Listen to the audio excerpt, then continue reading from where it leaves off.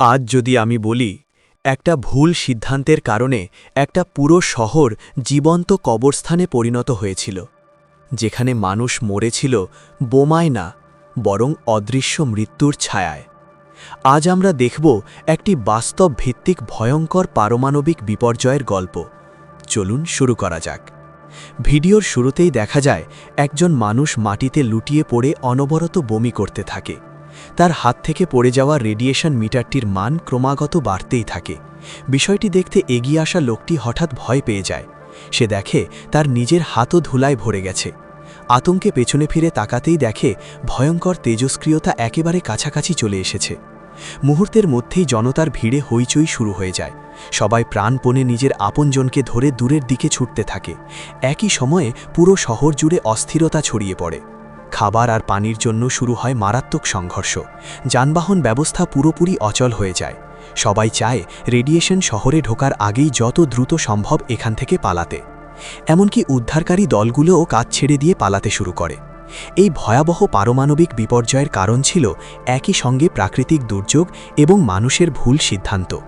হঠাৎ করে হাজার হাজার ইঁদুর নর্দমা থেকে বেরিয়ে আসে। তারা রাস্তা পেরিয়ে সোজা সমুদ্রের দিকে ছুটে যায় এবং এক মুহূর্তও না ভেবে পানিতে ঝাঁপিয়ে পড়ে। কয়েক ঘন্টা পরেই শহর জুড়ে ঘটে ভয়াবহ ভূমিকম্প। মানুষজন সম্পূর্ণ আতঙ্কে ভেঙে পড়ে। পারমাণবিক বিদ্যুৎ কেন্দ্রে কর্মরত জিয়াং জ্যানহে বুঝতে পারে কিছু একটা ভয়ঙ্কর হতে চলেছে।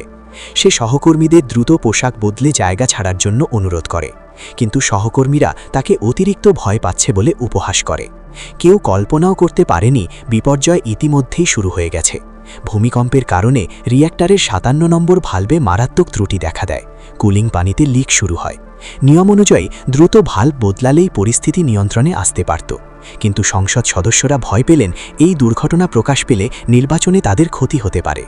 তাই সবাই মিলে ঘটনাটি গোপন করার সিদ্ধান্ত নেয়। এমনকি বিদ্যুৎ কেন্দ্র কর্তৃপক্ষকে নির্দেশ দেয় কর্মীদের কিছু জানানো যাবে না, যাতে আতঙ্ক না ছড়ায়। তারা তড়িঘড়ি কয়েকজন মেরামত কর্মী এনে ভালভ ওয়েল্ড করে বন্ধ করার পরিকল্পনা করে, কিন্তু সময় বাঁচাতে মেরামত কর্মীরা ভালভটি সম্পূর্ণ বন্ধ করে দেয়। এই ভুল সিদ্ধান্তের ফলে পাইপলাইনের ভেতরে চাপ হঠাৎ বেড়ে যায় এবং মুহূর্তের মধ্যেই কয়েকজন কর্মী লুটিয়ে পড়ে। তখনই কারখানার প্রধান বুঝতে পারেন রিঅ্যাক্টরে মেল্টডাউন শুরু হয়ে গেছে। জ্বালানির অতিরিক্ত তাপে বিপুল পরিমাণ হাইড্রোজেন গ্যাস তৈরি হয়, যা পুরো রিঅ্যাক্টর ভেসেলে জমে চাপ বাড়াতে থাকে। এই চাপ যদি সীমা ছাড়িয়ে যায় তাহলে ভয়াবহ পারমাণবিক বিস্ফোরণ ঘটবে। এর মানে তেজস্ক্রিয়তা ছড়িয়ে পড়বে আর পুরো শহরের মানুষ পূর্বে এক ভয়ঙ্কর মৃত্যু ঝুঁকিতে। কিন্তু এত বড় বিপদের মাঝেও সংসদ সদস্যরা নিজেদের ভোট হারানোর ভয়ে সত্য গোপন রাখে। তারা প্রেসিডেন্টকে মিথ্যা জানায় যে বিদ্যুৎ কেন্দ্রের চারপাশের ৩০ কিলোমিটার এলাকার মানুষকে ইতিমধ্যেই সরিয়ে নেওয়া হয়েছে। বাস্তবে অবশ্য মাত্র একটি ছোট গ্রাম, যেটি বিদ্যুৎ কেন্দ্রের সবচেয়ে কাছে, সেটিকেই সরানো হয়, তাও আবার ফায়ার ড্রিলের নামে প্রতারণামূলকভাবে। সেই মানুষদেরও পাঠানো হয় বিদ্যুৎ কেন্দ্র থেকে ১০০ কিলোমিটার দূরে। এদিকে বিদ্যুৎ কেন্দ্রের কর্মীরাও পরিস্থিতি বুঝে পালাতে চায়, কিন্তু তারা দেখে বাইরে যাওয়ার একমাত্র পথটি তালাবদ্ধ। জিয়াং জ্যানহে কন্ট্রোল বক্স ভেঙে কোনো মতে গেট খুলে দেয়। ঠিক তখনই মনে হচ্ছিল হয়তো বাঁচার একটা সুযোগ আছে, কিন্তু দুর্ভাগ্যজনকভাবে সেই মুহূর্তেই ভয়াবহ বিপর্যয় নেমে আসে। ভয়ঙ্কর বিস্ফোরণে উড়ে আসা বিশাল বিশাল পাথরের টুকরো কয়েক কিলোমিটার দূরের আবাসিক ভবনের উপর আছড়ে পড়ে। মুহূর্তের মধ্যেই পুরো শহরটা পরিণত হয় এক ভয়াবহ সংকট অঞ্চলে। যখন হে জ্ঞান ফিরে পায়, চারপাশটা যেন একেবারে নরকের চিত্র। কিছুক্ষণ আগেও যাদের সঙ্গে হাসি মজা করছিল সেই সহকর্মীদের মুখ এখন বিকৃত, দেহগুলো চেনাই যায় না। হে আর কয়েকজন আহত শ্রমিক একে অপরকে ধরে কোনো মতে পারমাণবিক বিদ্যুৎ কেন্দ্র থেকে বেরিয়ে আসে, কিন্তু তারা ছিল রিঅ্যাক্টরের একদম কাছে, তাই তাদের শরীরে ঢুকে পড়ে মারাত্মক মাত্রার পারমাণবিক বিকিরণ। তাদেরকেই ধরা হয় দূষণের উৎস হিসেবে। আলাদা করে কাছাকাছি একটি তাঁবুতে বন্দি করে রাখা হয়। তাঁবুর ভেতর শুধুই আর্তনাদ, চিৎকার আর মৃত্যুর অপেক্ষা। ডাক্তারদের কাছে কোনো ওষুধই কাজ করছিল না। শেষ পর্যন্ত ঠান্ডা পানি দিয়ে শরীর ঠান্ডা করার চেষ্টা করা হয়, কিন্তু সেই চেষ্টা ছিল একেবারেই নিরর্থক। রিঅ্যাক্টর বিস্ফোরণে বিদ্যুৎ কেন্দ্রের ভেতরে সব ব্যবস্থা ভেঙে পড়ে। রেডিয়েশনের মাত্রা ছাড়িয়ে যায় ৩০০ সিভার্ট। এই জায়গা এখন আর পৃথিবী নয়, একটা জীবন্ত নরক।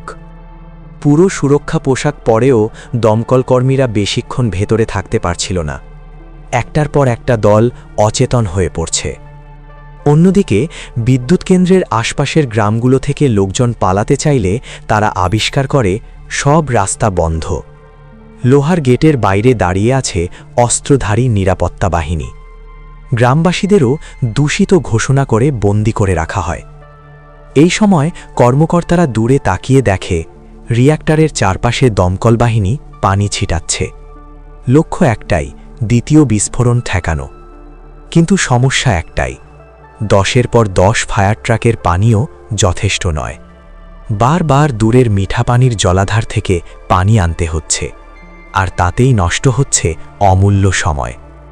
বিদ্যুৎ কেন্দ্রের প্রধান ক্ষুব্ধ হয়ে প্রশ্ন তোলে, সমুদ্র তো পাশেই, সমুদ্রের পানি ব্যবহার করা হচ্ছে না কেন? কিন্তু ঊর্ধ্বতন কর্তৃপক্ষ জানায়, সমুদ্রের পানি ব্যবহার করলে পুরো রিয়্যাক্টর ক্ষয় হয়ে যাবে, আর পরিস্থিতি হবে আরও ভয়াবহ। এই সিদ্ধান্তে পরিষ্কার হয়ে যায়, নেতাদের কাছে সাধারণ মানুষের জীবন পিঁপড়ের চেয়েও কম মূল্যবান। এদিকে একের পর এক দমকল কর্মী বমি করতে শুরু করে। অনেকে সেখানেই লুটিয়ে পড়ে। পারমাণবিক বিকিরণ যে মানুষের শরীরকে কতটা দ্রুত ধ্বংস করতে পারে তা তখন সবার চোখের সামনেই। ঠিক তখনই আসে আরেকটি দুঃসংবাদ, 400 টন পারমাণবিক বর্জ্য রাখা পানির পুলে ফাটল ধরেছে। যদি সেই বর্জ্য বাতাসের সংস্পর্শে আসে তবে ঘটবে ভয়ঙ্কর গলন ও বিস্ফোরণ। এর ভয়াবহতা হবে এমন, 2টি পারমাণবিক বোমার সমান ধ্বংসযোগ্য। রাষ্ট্রপ্রধান নির্দেশ দেন, হেলিকপ্টার দিয়ে সমুদ্রের পানি এনে রিয়্যাক্টর ঠান্ডা করতে হবে। কিন্তু উদ্ধারকারীদের সামনে তখন আরও বড় বিপদ। বর্জ্যপুলের পানির স্তর দ্রুত কমে যাচ্ছে। একবার যদি পারমাণবিক বর্জ্য বাতাসে বেরিয়ে আসে তাহলে হবে দ্বিতীয় পারমাণবিক বিস্ফোরণ। আর সেই মুহূর্তে মানবজাতির সামনে থাকবে একটাই প্রশ্ন, নিজের জীবন বাজি রেখে ভেতরে ঢুকবে? নিউক্লিয়ার পাওয়ার প্ল্যান্টের ভেতরে ঢুকে যখন কর্মীরা পানির ট্যাঙ্কের ফাটল মেরামত করতে গেল, তখন পরিস্থিতি ছিল কল্পনার চেয়েও ভয়ঙ্কর। শীতলকারী তরল ইতিমধ্যেই তাদের হাঁটুর ওপরে উঠে গেছে। এত বেশি মাত্রার বিকিরণের মধ্যে ঢোকা মানেই নিশ্চিত মৃত্যু। কিন্তু আর কোনো উপায় ছিল না। চাপের মুখে পড়ে রাষ্ট্রপতি জাতির উদ্দেশ্যে প্রকাশ্যে ক্ষমা চান এবং মৃত্যুর মুখ থেকে ফিরে আসা কর্মীদের কাছে শেষবারের মতো অনুরোধ করেন, যে করেই হোক স্টোরেজ পুলের ফাটল বন্ধ করতেই হবে। শুরুতে কর্মীরা প্রচণ্ড ক্ষুব্ধ হয়ে ওঠে, কিন্তু খুব দ্রুত তারা বাস্তবতা বুঝে ফেলে। কারণ তাদের পরিবার, তাদের সন্তান সবাই খুব কাছেই রয়েছে এবং ধীরে ধীরে তারা সবাইও বিকিরণের ঝুঁকিতে পড়ছে। যাও বা না যাও, শেষ পরিণতি একটাই, মৃত্যু। তাই অপেক্ষা করে মরার চেয়ে তারা সিদ্ধান্ত নেয় নিজেদের জীবন বাজি রেখে হলেও পরিবার আর ভবিষ্যৎ প্রজন্মের জন্য একবার শেষ লড়াই করবে। কর্মীরা ভারী সুরক্ষা পোশাক পরে নেয়। প্রত্যেকের কাছে থাকে একটি করে বিষের ওষুধ, যাতে শেষ মুহূর্ত এলে যন্ত্রণা কম হয়। গাড়ির জানালা দিয়ে বাইরে তাকিয়ে সবার চোখের সামনে ভেসে ওঠে অসংখ্য স্মৃতি।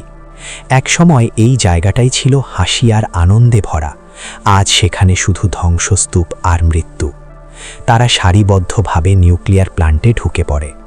দুই পাশে দাঁড়িয়ে থাকা উদ্ধারকর্মীরা একসাথে মাথা নত করে, এই নামহীন নায়কদের প্রতি শ্রদ্ধা জানায়। কাজ শুরু হয়, ফাটল মেরামতের চেষ্টা চলে, কিন্তু মাত্র কয়েক মিনিটের মধ্যেই একজন একজন করে অসুস্থ হয়ে পড়তে শুরু করে। ঠিক তখনই ফাটল আরও বড় হয়ে যায়। সবাই বুঝে যায় এই বিপর্যয় আর থামানো যাবে না।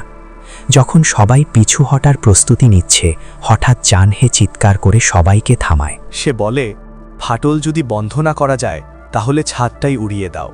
নিচের পুরো ভবনটাই নতুন পানি সংরক্ষণের জায়গা হয়ে যাবে। কিন্তু সমস্যা একটাই, সময় নেই। একই সাথে বোমা বসানো আর লোহার দরজা ওয়েল্ডিং করতে হবে, মানে একজনকে ভেতরে থেকেই যেতে হবে। আর সেই মানুষটি কখনোই আর ফিরে আসবে না। জানহে ধীরে ঘুরে দাঁড়ায়। কাঁদতে থাকা সহকর্মীদের দিকে তাকানোর সাহসও তার হয় না। লোহার দরজা বন্ধ হয়ে যায়, ভেতরে একা পড়ে যায় জানহে। সে শান্তভাবে বিস্ফোরক বসাতে শুরু করে। কাজ শেষ হলে সে বাকি অর্ধেক বিষের ওষুধ এক নিঃশ্বাসে খেয়ে নেয়। কিন্তু তবুও তেমন কোনো প্রভাব পড়ে না। এই মুহূর্তে মৃত্যুই হয়তো তার জন্য মুক্তি। শেষবারের মতো সে পরিবারের সাথে কথা বলতে ফোন বের করে, কিন্তু কোনো সিগন্যাল নেই। ঠিক তখনই তার চোখ পড়ে হেলমেটের ক্যামেরার দিকে। একটা ভাবনা আসে তার মনে। রাষ্ট্রপতির সহায়তায় হেলমেটের সেই ক্যামেরার মাধ্যমেই জানহে পৃথিবীর উদ্দেশ্যে রেখে যায় নিজের শেষ বার্তা। জীবনের একেবারে শেষ মুহূর্তে দাঁড়িয়ে সরাসরি সম্প্রচারের মাঝেই সে নিজের ভুলের জন্য মায়ের কাছে ক্ষমা চায়। ধন্যবাদ জানায় সেই ভাবিকে, যিনি মায়ের দেখভাল করেছেন। কাপা কণ্ঠে সান্ত্বনা দেয় তার প্রিয় মানুষটাকে, যে কান্নায় ভেঙে পড়েছিল। সে বলে, যদি একবার সুযোগ পেত, হয়তো মাত্র 1 মিনিটের জন্যেই, তবু সে চেয়েছিল তাদের সঙ্গেই থাকতে, নির্ভার সাধারণ একটা জীবন কাটাতে। এই মুহূর্তে ইনহেক আর কোনো বীর নয়, সে যেন এক অসহায় শিশুর মতো ফুপিয়ে কেঁদে ওঠে। কেউ কখনো বীর হতে চায় না, ইনহেকও চায়নি, কিন্তু তার সামনে আর কোনো পথ খোলা ছিল না। মা টেলিভিশনের সামনে লুটিয়ে পড়ে চিৎকার করতে থাকে, কেউ আমার ছেলেটাকে বাঁচাও, কেউ আমার ছেলেটাকে বাঁচাও। এদিকে সহকর্মীরা চোখ ভেজানো বিদায় জানিয়ে একে একে সরে যেতে থাকে।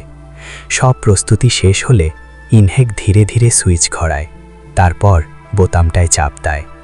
ধুলো বসে গেলে সবাই তাকিয়ে থাকে সেই পারমাণবিক কেন্দ্রের দিকে। সেখানে ছিল এক শিশু, যে কখনোই বীর হতে চায়নি। দুর্ঘটনার কিছুদিন পর ইনহেক ছাড়া এই উদ্ধার অভিযানে অংশ নেওয়া সবাই তেজস্ক্রিয়তার প্রভাবে একে একে মারা যায়। রাষ্ট্রপতি তাদের জন্য রাষ্ট্রীয় শোকসভা আয়োজন করেন। কিন্তু যত জাঁকজমকই থাকুক না কেন, এই পারমাণবিক বিপর্যয়ের ক্ষত প্রজন্মের পর প্রজন্ম বয়ে বেড়াবে। ঠিক যেমন ইতিহাস ভুলে যায় না, ঠিক যেমন সমুদ্রেও বিষ ঢাললে তা একদিন ফিরে আসে, এই ঘটনাও ইতিহাসে চিরকালের জন্য লেখা হয়ে থাকবে। আর এখানেই গল্পটি শেষ হয়। ভিডিওটি ভালো লাগলে একটা লাইক দিয়ে চ্যানেলটি সাবস্ক্রাইব করে পাশে থাকুন। ধন্যবাদ সবাইকে।